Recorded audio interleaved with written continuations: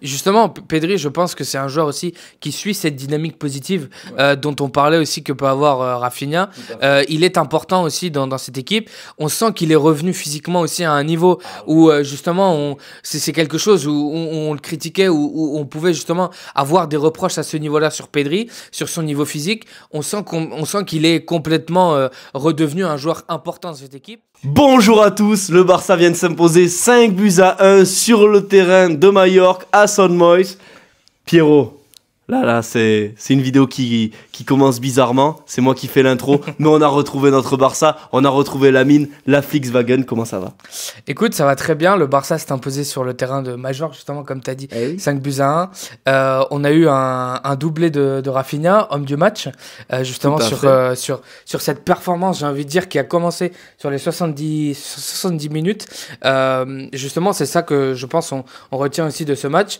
On retient aussi surtout, je pense, un grand Lamine Yamal. Ah bah écoute, oui, franchement Lamine Yamal il a régalé ce soir et on peut que y penser. À chaque fois que le Barça a perdu des points cette saison, Lamine Yamal n'était pas titulaire. Retour de Lamine Yamal, les 3 points sont en route pour Barcelone et ça fait vraiment plaisir.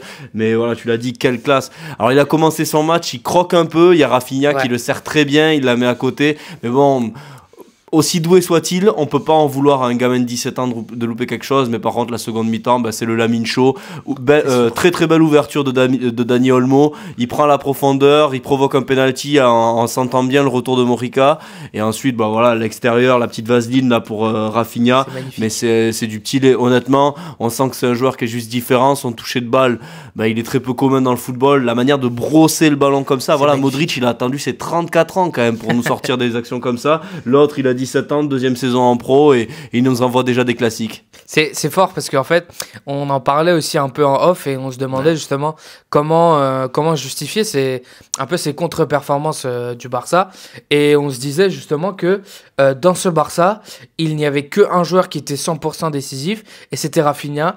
Et quand à lui tu ajoutes justement Lamine Yamal, et forcément ça fait deux joueurs qui sont des garanties pour Hansi Flick. Ouais, tout à fait. Écoute, aujourd'hui je pense qu'on est tout à fait d'accord pour se dire qu'on a vu 2 matchs. Oui. On a eu le match jusqu'au 3-1 et le match après, et c'était le match après, c'était vraiment un festival où les joueurs adverses, on sentait qu'ils savaient plus où donner de la tête, ils s'étaient complètement perdus parce que tu avais 2 espèces de tornades qui leur mettaient la pression en permanence et qui venaient les manger en 1 contre 1. Rafinha, Lamine Yamal, voilà, quand Rafinha il a Lamine sur l'autre côté, il a beaucoup plus de liberté, il a moins de joueurs sur lui, et puis on sent qu'il est en jambes en ce moment, c'est une folie, il est libéré. Honnêtement, il marche sur l'eau, il a une foulée, c'est assez impressionnant, il a une capacité de contrôle de balle aussi, même dans la course, assez forte. L'année dernière, je trouve qu'il a vraiment beaucoup progressé.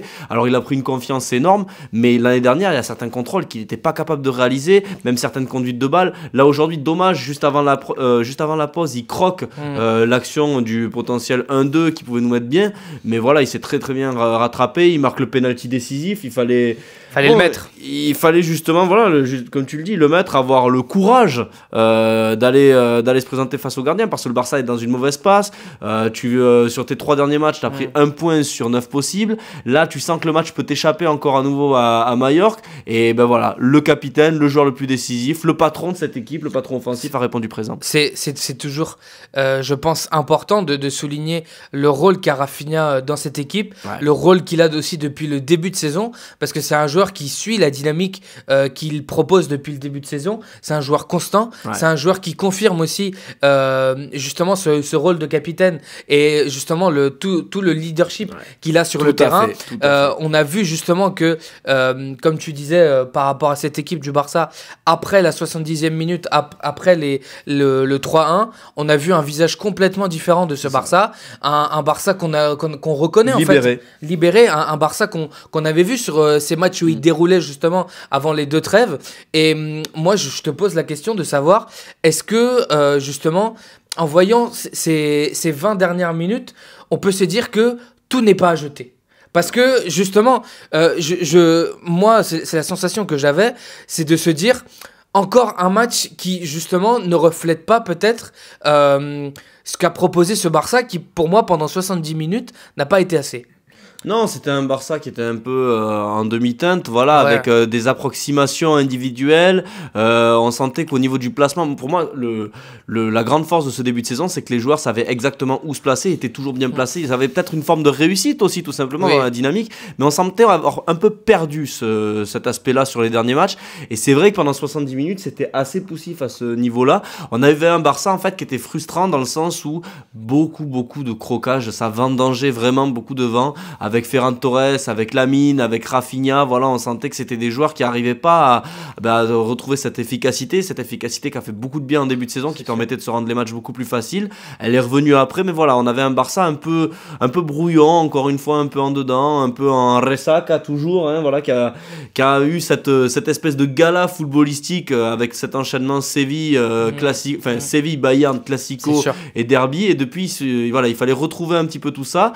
Ça a été chose faite aujourd'hui, mais c'est vrai que voilà, à l'image peut-être d'un Pedri qui a eu un match un peu plus laborieux, très très bon, hein, notamment dans ses sorties de balles, pour un peu guider tout ça. Voilà, on a senti que c'était un peu poussif à ce niveau-là. Justement, Pedri, je pense que c'est un joueur aussi qui suit cette dynamique positive dont on parlait aussi que peut avoir Rafinha. Tout à fait. Il est important aussi dans cette équipe. On sent qu'il est revenu physiquement aussi à un niveau où justement c'est quelque chose où on le critiquait, où on pouvait justement avoir des reproches à ce niveau-là sur Pedri, sur son niveau physique. On sent qu'il est complètement redevenu un joueur important de cette équipe, un joueur qui arrive justement à contrôler les matchs, à gérer le tempo des actions, à gérer aussi ses coéquipiers en leur proposant justement des solutions toujours plus évidentes les unes que les autres. Et c'est un joueur en définitive qui apporte énormément sur le plan offensif, mais aussi qui sur le plan défensif aide beaucoup les joueurs justement qu'il a à côté de lui. Ah bah tout à fait, bah c'est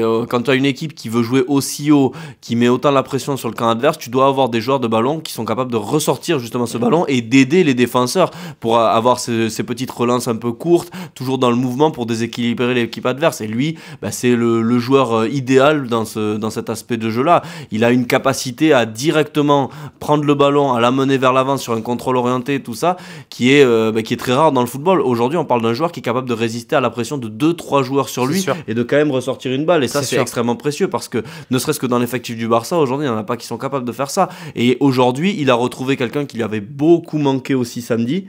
C'est Casado. C'est Casado, et justement sur la feuille de match, quand on regardait justement les 11, on retrouvait deux éléments essentiels, et c'est quelque chose qu'on dit et qu'on redit à travers les débriefs. C'est qu'en plus de Rafinha, tu as des joueurs comme Lamine Yamal et Casado qui sont essentiels justement dans ces lignes d'attaque du Barça. Plutôt Casado dans le sens où il va permettre, comme je l'ai dit dans d'autres débriefs, aux autres milieux et aux autres attaquants d'être plus mobiles, d'exprimer à 100% leur football. Et Casado va faire un peu, comme disait Ballot dans d'autres débriefs, il va récupérer les ballons, il va organiser tout ça. Voilà. Et il est très important, malgré le fait que ce soit un profil défensif, dans l'aspect offensif. Non, tout à fait. C'est un joueur vraiment total qui combine hyper bien avec Pedri. Ils parlent le même football et on sent que voilà, quand il y a des joueurs qui sont capables de se comprendre, ne serait-ce que par leur jeu, qui n'ont pas besoin de se parler plus que ça, qui n'ont pas eu ce temps d'adaptation, ça rend les choses beaucoup plus fluides, et plus le milieu est fluide, plus ce Barça-là peut faire mal. Et c'est ce qui s'est passé en toute fin de match. Voilà, on a eu un Barça qui nous a ce soir régalé. Je pense qu'on a pas mal de doutes qui se sont un peu évaporés. Il faudra confirmer aux bêtises, mais voilà, pareil. Un aspect qui m'a aussi fait plaisir, c'est qu'aujourd'hui on a retrouvé un Barça qui remettait hors jeu les joueurs adverses. Alors il y a eu ce couac avec le but de Mallorca qui nous remet un petit peu dans le doute, et c'est d'ailleurs très bien joué de la part des Mallorcains, parce qu'au début on pense tous que ce but va être refusé pour au moins un joueur qui fait action de jeu. Pas du tout, en fait les deux sont derrière Inigo Martinez, mais quand même sur ce match là on a vu 5, 6, 7 situations à chaque fois où la ligne défensive a réussi à nouveau à prendre au piège du hors-jeu les adversaires. C'était quelque chose qui à mon sens nous avait cruellement manqué face à Las Palmas, qui nous avait aussi manqué face au Celta, et ça pour moi c'est quelque chose de très fort, parce que c'est un Barça qui doute, c'est un Barça qui n'a plus trop de résultats, mais c'est un Barça qui est très tranchant par rapport à l'année dernière dans son identité, c'était justement les hors-jeux. Et ça, on sent que c'est un précepte qui ne va pas s'arrêter cette saison. Même dans le dur, c'est comme ça que cette équipe se comporte, c'est son identité, et ils vont retrouver leur confiance, voilà, ils savent ce qu'ils font, et quoi qu'il arrive, ils vont pas abandonner, changer en cours de route, et aujourd'hui, ils ont retrouvé cette efficacité derrière. C'est ça, et l'analyse qu'on faisait justement en début de débrief, et qu'on faisait nous aussi en off, c'est de se dire que ce Barça a souffert, certes, aujourd'hui pendant 70 minutes, mais que le Barça, en fin de compte, gagne 5-1 ce match, et il faut justement gagner ce genre de match où tu es dans la difficulté. Moi, justement, je voulais te parler aussi d'un autre joueur où on a parlé aussi en off, c'est Baldé. Voilà, Baldé, il a, je pense, aussi senti que Gérard Martin avait fait des bonnes performances, loin, je pense, du Baldé qu'on a connu, qui prétendait justement être Golden Boy, mais on a senti que peut-être cette concurrence a fait du bien à Baldé, Sacha. Ah bah tout à fait, déjà l'année dernière il était orphelin de Jordi Alba, bon il fait une moitié saison parce qu'il se blesse et ça c'est très compliqué, mais voilà, en ce début de saison on sentait aussi peut-être un joueur qui était un dilettante, qui était un peu nonchalant très clairement, on va pas chercher midi à 14h là-dessus, voilà, c'était un joueur qui faisait peut-être pas tous les efforts, et là il a vu que mine de rien, bon ben Flick, tout Baldé qu'il est, et malgré les lacunes techniques d'un Gérard Martin, ben, il mettra Gérard Martin si jamais Baldé il fait pas les efforts, et moi j'ai trouvé que le début de match de Baldé était très intéressant, je l'ai retrouvé beaucoup plus en jambes, j'ai trouvé que dans ses projections il était plus intéressant, et que même dans ses combinaisons, voilà, ça lui a fait du bien, je pense, d'avoir Rafinha et Pedri à côté de lui, il était juste dans ses remises et dans ses petites orientations, donc non, j'ai trouvé un Baldé intéressant, il faudra qu'il confirme aux bêtises, voilà, là on a eu un match pour retrouver la confiance, un match pour retrouver ce Barça du début de saison entre les hors-jeux et l'avalanche de buts, il faudra retrouver ça au Villamarín, mais ouais, très bonne allez, les encouragements enfin pour Baldé, on va espérer qu'il poursuive là-dessus, et puis juste avant je voudrais te lancer sur un autre truc, les absents ont toujours tort, on se le disait, Ansu Fati n'est pas là, Ferran a marqué, Pau Victor a marqué. Pau Victor a marqué, De Jong a marqué aussi. Et De Jong a marqué. Et passeur. Et c'est là justement où tu as des matchs où tu peux te dire, et je te le disais avant le match, ça c'est un match pour De Jong. Ouais, c'est vrai. Tu vois ? Juste avant qu'il rentre en plus, voilà. il le dit. Voilà, je me lance pas de fleurs, mais bon, quand même. Il connaît le football, hein. Non, mais ce que je veux dire, c'est que je sens qu'il y a des matchs comme ça où, en fait, malgré la difficulté, t'as quelque chose qui va en ta faveur. Et ça, c'est le genre de match qui peuvent justement aider les joueurs en difficulté. Et c'est dommage parce que on éprouve, quand bien même l'amour qu'on a pour Ansu Fati, on sent que voilà, il est pas là et que dans ce genre de match, il pouvait en profiter. Honnêtement, Sacha. Le but que met Ferran. Ah oui. C'est pas un but, voilà. Mais à la fin du match, comme tu disais en off, a marqué. Il marque. Et oui, et Ferran, regarde, au début, sur sa première période, il en croque 3 ou 4. Techniquement, il est pas précis. Il a des contrôles un peu fuyants. On sent que physiquement, moi je le trouve un peu lent, Ferran Torres. Comparé à un Pau Victor qui est plus élancé, qui est plus, je sais pas, je le trouve un peu plus affûté. Bon, Ferran, peut-être un peu trop lourd, peut-être un peu trop de musculation. Bon, bref, c'est pas très grave. Mais voilà, Ferran, il fait pas un bon match à mon sens, mais il marque, il ressort de ce match avec un but, en plus le premier but de la rencontre, donc ça lui donne des points. Malheureusement, Ansu Fati, il a eu des opportunités, et ben il est ressorti avec zéro, rien, aucun, et surtout un face-à-face raté face au gardien du Sevilla avec une tête à bout portant. Moi j'ai encore ça dans la tête. C'est ça. Les absents ont toujours tort, et voilà, il y a des joueurs qui se battent et qui profitent mine de rien de leur entrée en jeu, de leur faible temps de jeu aussi. Bon, voilà, Ferran il avait une mission, c'était reposer Abuelovski qui avait je pense bien besoin de repos après son match un peu compliqué on va dire face à Las Palmas, et voilà, Pau Victor il engrange les minutes, lui voilà, les minutes que devrait avoir Ansu Fati c'est lui qui les a et il les met à profit. Il aurait dû provoquer un penalty face à Las Palmas, et là ce soir il met un but qui va lui faire du bien à la confiance, et la confiance, je reviens sur Frenkie de Jong, pardon, voilà, Frenkie, on sait que depuis le début de la saison c'est compliqué pour lui depuis sa blessure, il a du mal avec son corps, il a du mal à retrouver ses sensations. Peut-être qu'aujourd'hui ce but et cette passe décisive ça va lui permettre de franchir un cap, et on espère le voir avoir de la continuité face au Betis. C'est tout ce qu'on souhaite justement à ce Barça, de la continuité comme tu as dit. On souhaite justement que tous ces joueurs qui sont peut-être, comme tu as dit, en dilettante et qui n'arrivent peut-être pas à trouver leur meilleur football, justement arrivent à retrouver le niveau de jeu, et ce pourquoi aussi ils sont au Barça, parce que je pense qu'on a tendance des fois à l'oublier, mais ces joueurs jouent pour le Barça.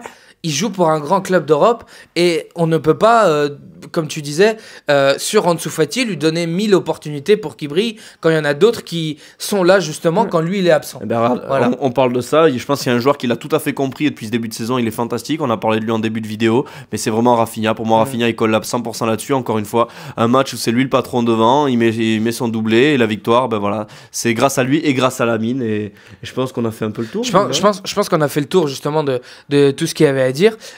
Pour finir justement, c'est ça qu'on essaie de voir avec le Barça. On essaie de justement reproduire ce qui s'est fait dans les 20 dernières minutes. On espère justement que ce sera le cas lors de ce match face au Betis, au Benito Villamarín. Déplacement. Voilà, ce sera le premier déplacement de Sacha. Forcément, il nous en parlera dans le débrief. Mais bon, ça... Ce sera dans la prochaine vidéo, Sacha. Ce sera dans la prochaine vidéo. Donc nous, on se dit au revoir. Merci Sacha comme d'habitude. Merci à toi Pierrot et surtout merci à vous pour les commentaires à chaque fois, les likes. Voilà, ça fait plaisir de voir qu'on a un socle de viewers, voilà, qui sont là, qui nous soutiennent, qui nous donnent de la force. Et non, franchement, ça fait très plaisir et visca el Barça. Et visca el Barça.